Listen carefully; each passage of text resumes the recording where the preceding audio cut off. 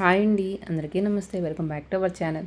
ఈరోజు వీడియోలో రాగి పిండితో ఎంతో healthy and tasty breakfast snack recipe చూపించబోతున్నాను. ఇది బ్రేక్ఫాస్ట్ స్నాక్గానే కాదండి, డిన్నర్లోకైనా లంచ్లోకైనా వెయిట్ లాస్ అవ్వాలనుకునే వారు తినచ్చు.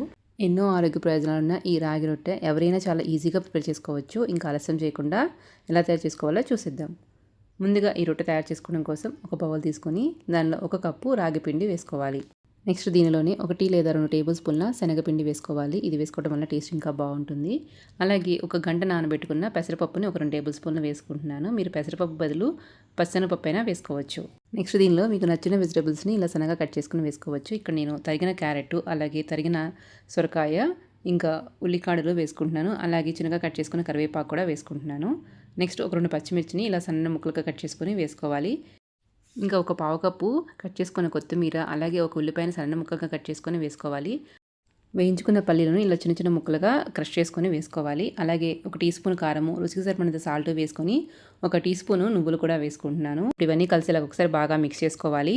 కొంచెం కొంచెం వాటర్ వేసుకొని ఇలా సాఫ్ట్ చపాతీ ముద్దలాగా కలుపుకోవాలి. మీ దగ్గర ఉంటే పిండిలో మెంతాకైనా పాలకూరైనా వేసుకోవచ్చు. రాగి పిండిలో కాల్షియం ఎక్కువగా ఉంటుంది. పిల్లలైనా పెద్దవాళ్ళైనా రెగ్యులర్గా తీసుకోవచ్చు. దీన్ని రాగి జావలాగా అయినా కానీ, రాగి ముద్దలాగా అయినా కానీ, లేదా రాగి రొట్టెలాగా అయినా కానీ పిల్లలకి ఈవినింగ్ స్నాక్గా అయినా డిన్నర్గా అయినా పెట్టచ్చు. ఇప్పుడు మీకు కావాల్సిన సైజులో చపాతీ ఒత్తుకోవడం కోసం పిండిని తీసుకోవాలి.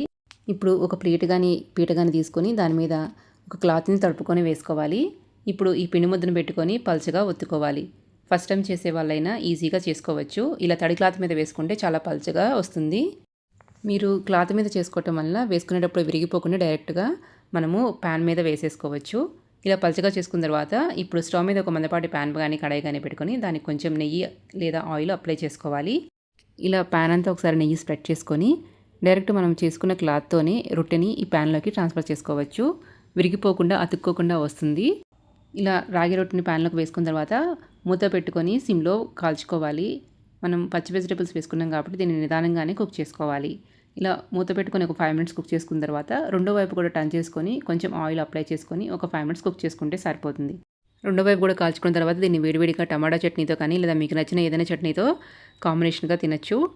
అంతేనండి, హెల్దీ అండ్ టేస్టీ రాగి రొట్టె రెడీ అయిపోయింది.